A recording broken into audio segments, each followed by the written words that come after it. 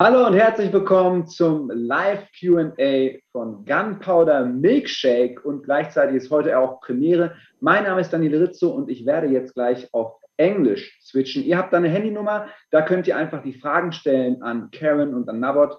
Die bekomme ich dann sozusagen verzögert aufs Handy und die versuche ich natürlich alle zu stellen. Ein paar Fragen kommen schon rein und jetzt habe ich schon viel zu lange auf Deutsch gesprochen. Schön, dass ihr alle da seid und jetzt kommen wir zum Live Q&A von Gunpowder Milkshake with Karen Gillan and Nabot Papuchado. Hi.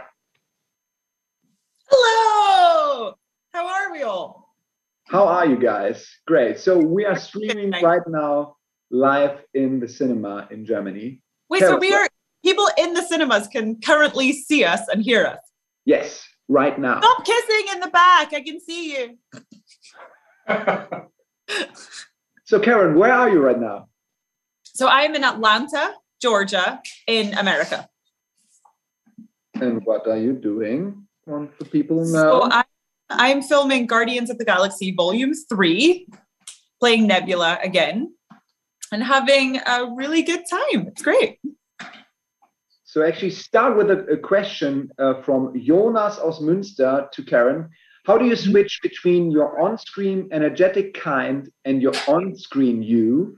And how do you manage all those, how do you manage these acting between normal life? Good question. So how do I flip between the roles that I play? Yeah, your energetic kind, like now, and maybe like the girl in Gunpowder Milkshake, your character. You know, funny, everybody laughs at me because I am the most like goofy person ever. And I keep playing these like badass, strong, kind of sometimes stoic characters. And it's just like, it's such a departure from my own personality that it's kind of strange. It just sort of like clicks into place for me. And it's sort of like, I don't know, it's quite therapeutic to be something that's so different and removed from yourself. And I get to play these characters that are just so opposite to me. And I don't know, it feels natural though. That's the thing I love about acting, is just kind of escaping myself and inhabiting these completely different people. So Nabot, you created this world of Gunpowder Milkshake. How was it to finally meet then Karen and make this movie? It was wonderful. I think the movie wasn't a movie yet. Well, of course it wasn't, it was a script, but I think after I met Karen, I think we both ran to our agents. It's like, it has to be Karen. It's got to be Karen. It's just, she's perfect. She's the embodiment of the character. She has all the range that the character needs. And she's the kindest person I've ever met. She's just a nice person. And I have to work with her. And I think we first had Karen and Lena, and it was already perfect. But then we got Angela Bassett and Michelle Yeoh and Carla Gugino and Chloe Coleman and Paul Giamatti. But it all started with Karen. So Karen's to blame. It all started with Karen. So Karen, how was it for you to read the first time Gunpowder Milkshake, and why did you know I have to do this? So I first read the script and I was in London and my agent sent it to me and I thought, oh, that's a cool title. So that kind of got my attention. And then I read the script and I was reading it and I thought, oh, this is really cool. And this character is really cool. And then I got to a fight sequence that I'm not going to spoil for you all, but it is one of the most ridiculous fight sequences I've ever seen in my life. It's my favorite that I've ever seen in my life. And I got to be in it, which was cool.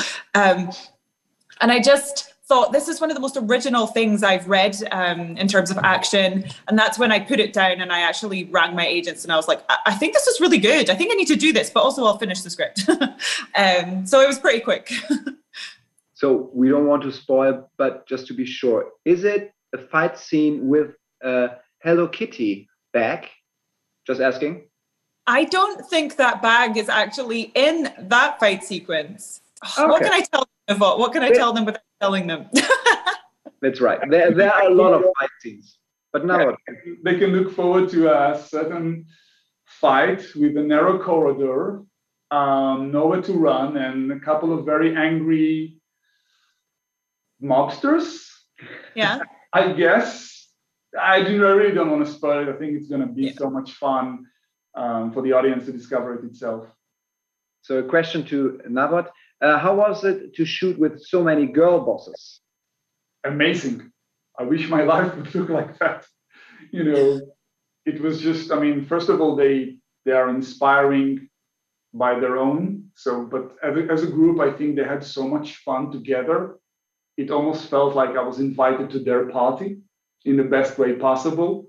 And they're all so talented and experienced. It was a lot of fun, I have to admit.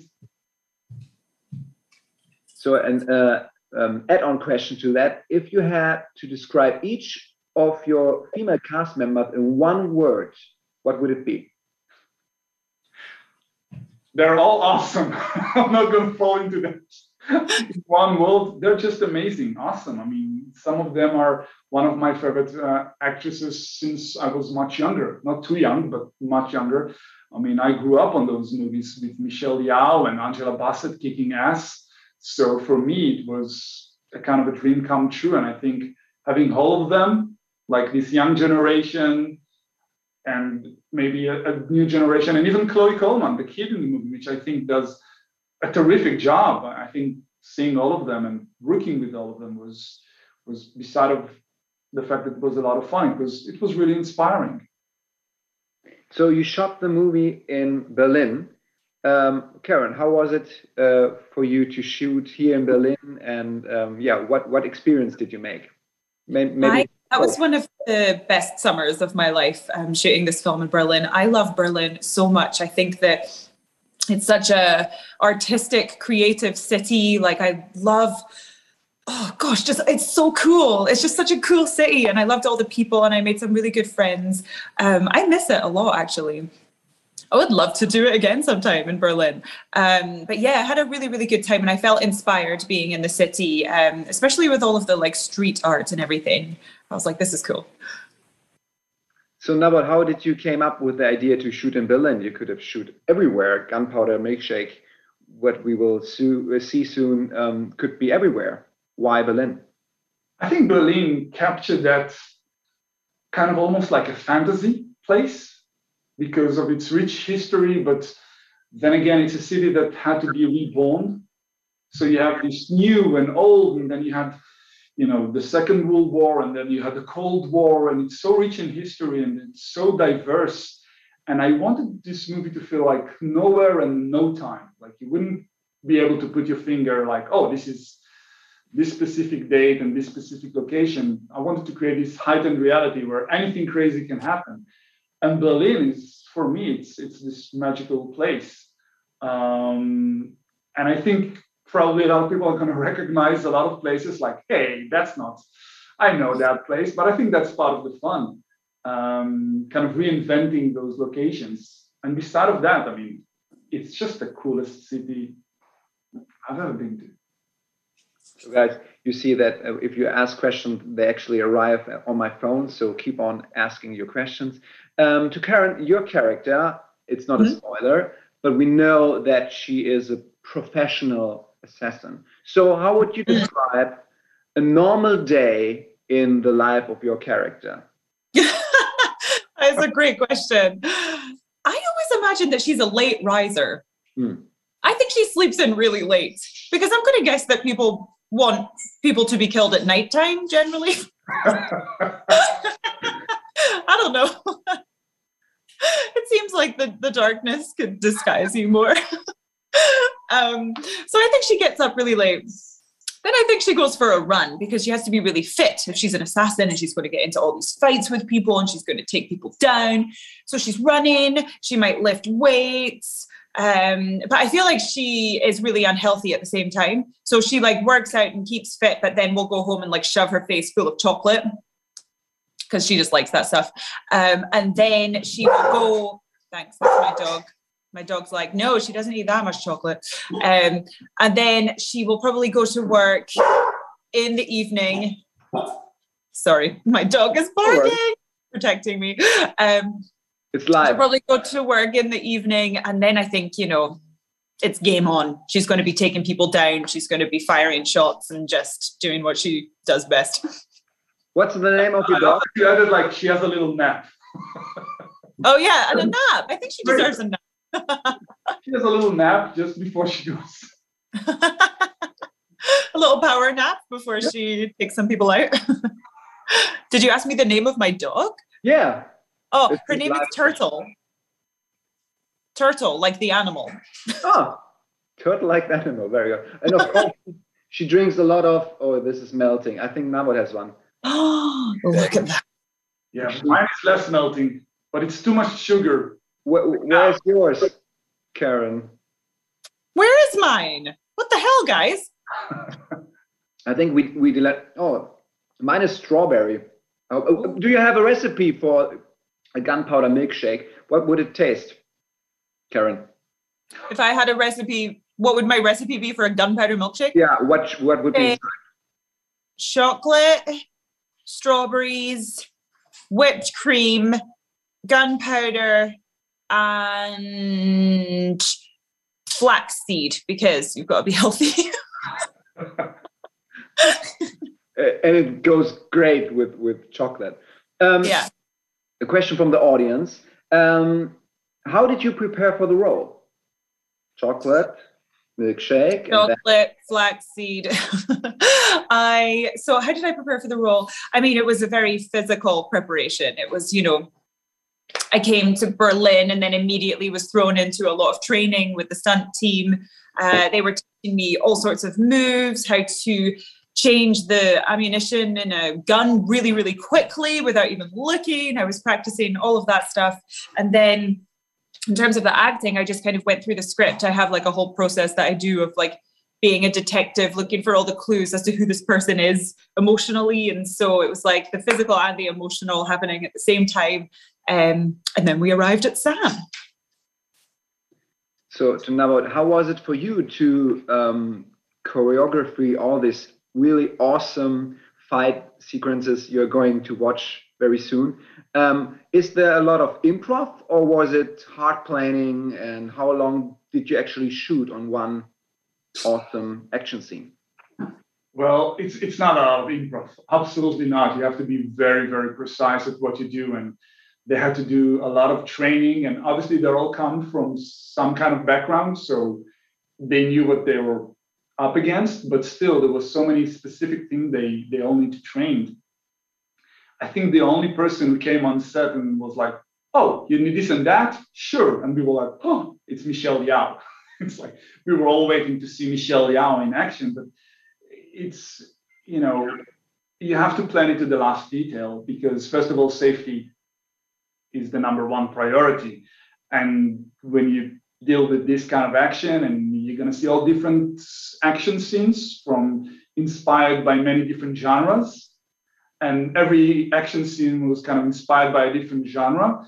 But I have to give credit when, credit is due to the most amazing stunt coordinators in the world, which is Laurent and Sebastian. I mean, they came out, they keep coming up with great ideas. It's like the scene was written in a certain way, but then they would come like, how about we throw this person from a balcony and the chain comes and then the neck goes crazy and then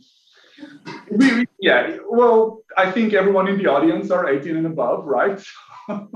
They should be aware that this movie is a bit violent, but this was part of the preparation, but it was planned to the last detail. And when the first time Karen's fighting, it's happening in one long take, without editing. So they had a lot of prep to achieve that level of perfection. So since Karen already mentioned Guardians 3, a question from Cineplex Münster. Can you say anything about it besides filming it right now? Ooh, what can I tell you about Guardians 3? I can tell you that it's going to be so emotional, actually. I cried while reading the script. It was, I think it's going to be really sad, really beautiful. It's also going to have all of that classic Guardians humor that we know and love. I think it's going to be the best one yet. Like it's just so good and fun, and everyone's back with a vengeance, and everyone's so happy to be back. it does feel like a family is reunited, especially now that the whole family is back together, because we had a little bit of a break where, you know, we didn't get to make the film, but now we're finally making it. And so we're just really, really happy and grateful to be back. And since you're talking about the character Nebula that that everybody knows, and we are going to see your character Sam, what are the differences and what is maybe the same? I would say that one of the big differences is that Nebula at least started off as a sadist. She started to get a little bit more of a conscience throughout the films, but I think at the beginning she really enjoyed inflicting pain on people, which was fun to play. But with Sam, you know, I think Sam is full of heart. And, you know, she's desperately trying to form a connection with her mother, and you'll understand that more when you watch the film, but like she's trying to reach out and get back to her mother by doing this as a job. And so I think they're coming at things from very different perspectives. The question to now, is it hard to make a movie with a kid? Because kids don't have so much experience in making movies than older actors. I guess it is. And with Germany, there's very strict laws we have to abide. Which you can't shoot a kid on camera more than 3 hours a day. So if you have 10 hours, you can only shoot 3, and she can be maybe on set for 4 hours. So in total, you have her for 4 hours, but in front of the camera, only 3. But we hit the lottery with Chloe. She's such a professional. I don't think with any other kid we would have gotten away with it, because we had such a short window with her. But Chloe is a professional. I think she knew the lines of everyone. She knew the lines, she knew the directions. She was so prepared, and she's a miracle. So Karen, how was it for you to shoot with Chloe? And amazing. I loved working with Chloe. I mean, truly, she taught me a thing or two about acting. Like, she is, yeah, of course, really, really professional, but also like what was really fun about her was she was such a professional. When she hears action, she's in the zone, she's there. It's amazing. And then, you know, Navot would shout cut, and then she would just turn into the most ridiculous, like mischievous kid. It was so funny to be around. She was like always pranking me because she would get big reactions out of me. Like, she was saying there was rats in the car we were filming in, and for a split second I believed her. So she was just a really kind of typical kid having fun on the set, which was really nice to see, because, you know, it was a hard job for her, you know, because she had some really emotional stuff. This is a fun question, actually, from Münster too, the city of Münster. So Jonas said he already seen the movie and really liked it, and felt like have some serious affection to your character. Okay, in another life, could you imagine living such an outlaw life, or could this even be something you secretly wished instead of being an actress? Do I secretly wish that I killed people for a living? No, I think I enjoy pretending to do that more than I think I would enjoy the real thing. I could imagine that's quite stressful. I don't think I would like the adrenaline rush of that. It's stressful enough to have to act on command, let alone kill people.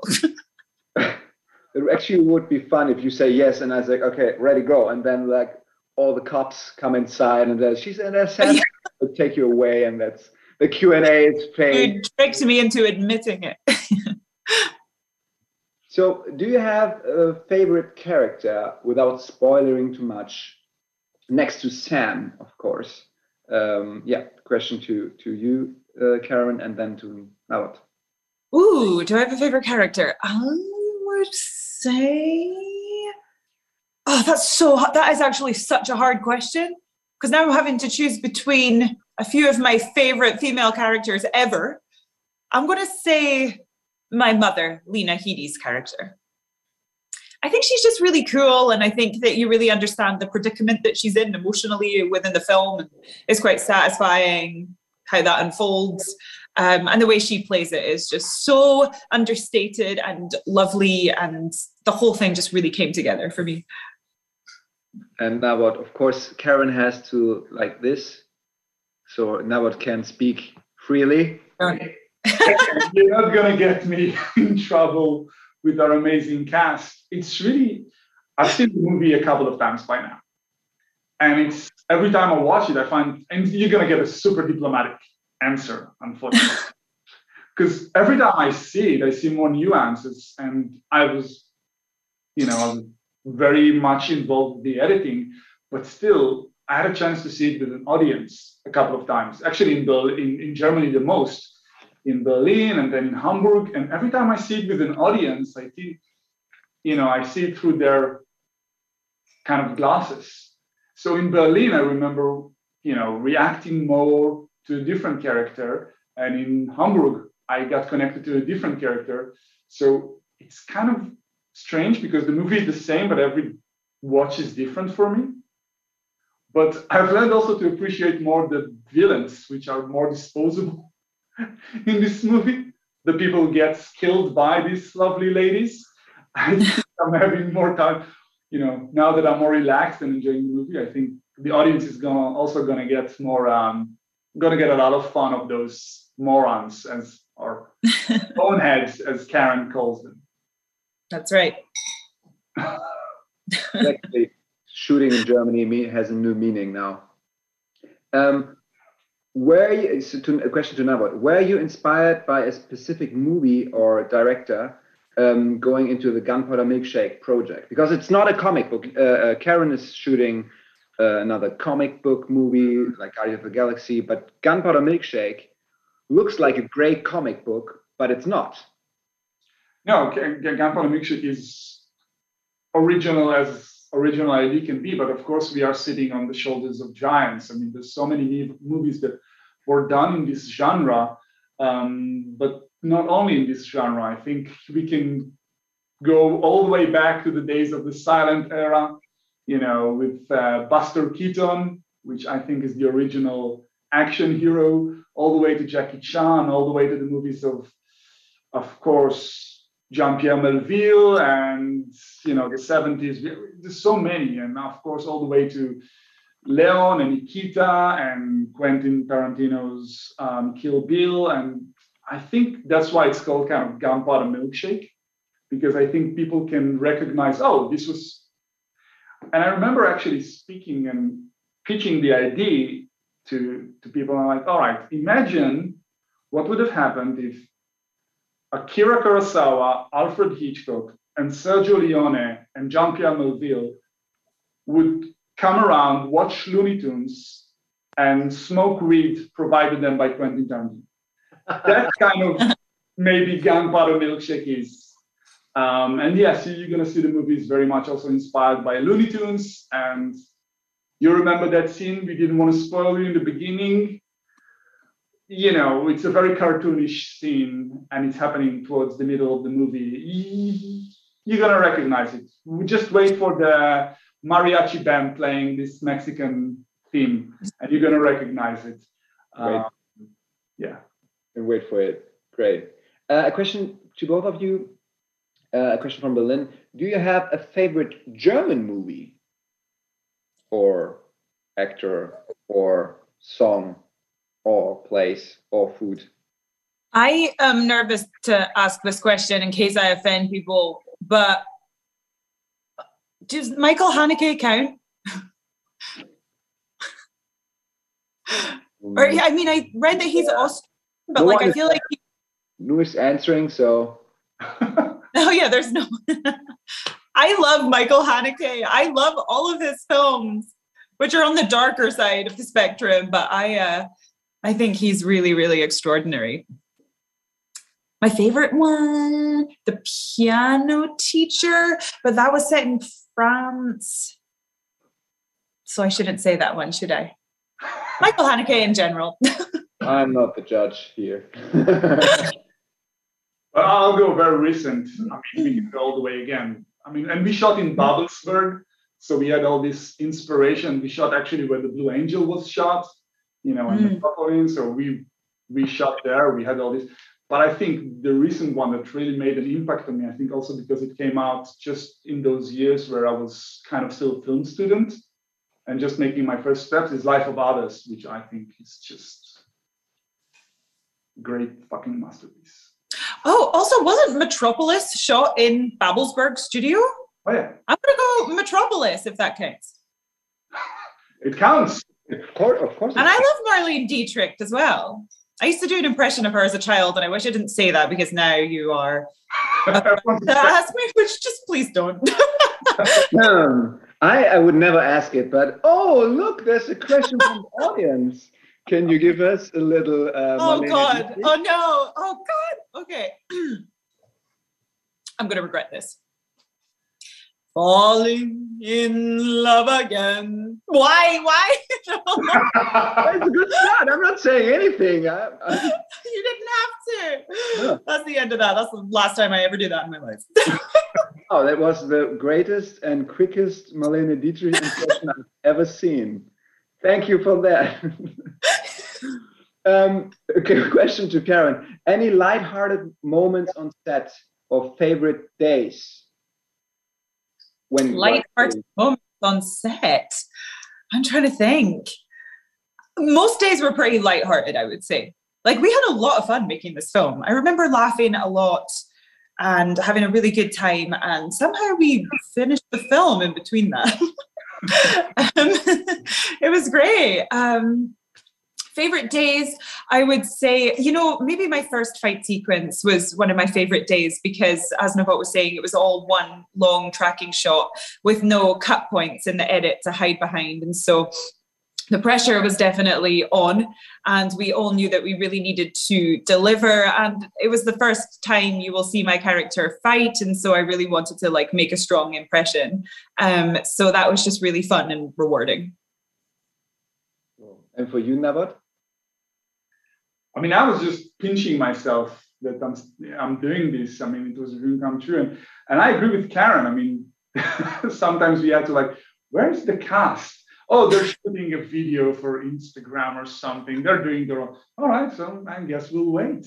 And you can hear them laugh, or you can hear them having so much fun. But I also knew that chemistry is going to be translated to the movie. So if you go on their social media, you can see how much fun they had off screen, and I think it really translated well on screen. So, I was patiently waiting for Karen to do 3-4 takes of a little home movies. And I can promise you that scene they're talking about, that fight scene, you have to watch this movie 2 or 3 times. It's really epic, and I have seen it once, and I wasn't sure did they have a moment where they cut, but it would, because it's a really cool thing, and you're telling us now that you had no possibility to cut. It was one scene at all. How long did it take to shoot that scene? I mean, it's relatively quick because there's no way of cutting, so you're actually only doing one angle of it. So quicker than it would be if we were cutting, funnily enough. But then the whole scene, there was a lot more to the scene, but that one shot we probably did that 4 or 5 times, would you say? Yeah, I think there's 2 fight scenes that we are now kind of talking about. First is the bowling alley scene, which, that's the first time Sam fights. But I think there's also a great payoff in the end of the movie with a great, I think, complicated one-er. They kind of echo each other. So the audience can expect that also to be something in the end. I think the bowling alley scene was shot for a couple of days, every action scene, but at one mysterious one-er in the end, we had 4 takes. So wait for it. It's going to be your wow. Because every time you had to reset everything, and that takes a lot. Yeah, we pretty much destroyed the set every time we shot it, and we had to rebuild it. And so the audience you have something to look forward to also towards, not just in the beginning of the movie, there's also cool stuff happening in the end. The whole movie is awesome. Now what? Karen, so really quick, because the movie is going to start very soon. And don'ts when you are an assassin, or do and don'ts for Sam. If you are a bad guy and you meet Sam. Do offer her a milkshake. because she might kill you in a more nice way, less painful. And don't throw any sarcastic comments her way, because she's just going to make it all the more painful for you when you inevitably do die. Okay, and don't piss her off. Thank you very much, guys. Thank you for your time. Karen, do you have a quick bye to your the German audience? They're going to see Gunpowder Milkshake now. Woohoo! Enjoy the film. Thank you for listening to us talk about it. The film's going to be way more entertaining than we are as people. So have the best time. Thank you very much, Nawat. Thank you very much, Karen. Take care. Vielen Dank euch. Viel Spaß mit dem Gunpowder Milkshake. Bye, bye. Auf Wiedersehen. Tschüssi, tschüss. Tschüss.